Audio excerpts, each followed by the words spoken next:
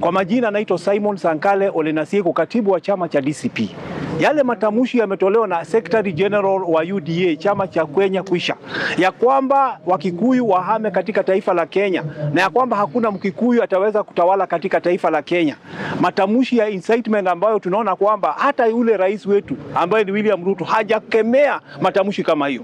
Ningependa kukuambia wewe Omar Hassan, nikikuangalia naona kwamba matako yako ni kubwa kuliko akili yako. Kabisa. Na sasa hivi kwa sababu umeanza vita ambavyo hautaweza kuzima, sisi tunakuambia kwamba ikiwa utaendelea kuwa katibu wa chama cha UDA, itamaanisha kwamba ulikuwa unaongea kwa niaba ya Dr. William Samoei Ruto.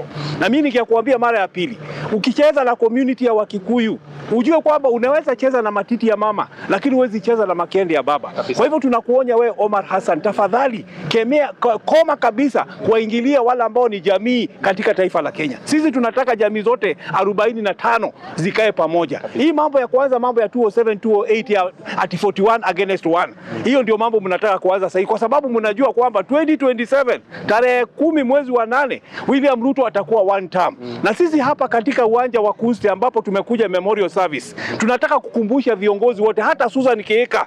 Tunajua kwamba kuna bishop mmoja amesema hapa jambo la muhimu sana: msiashe moto ambayo mtashindwa kuzima.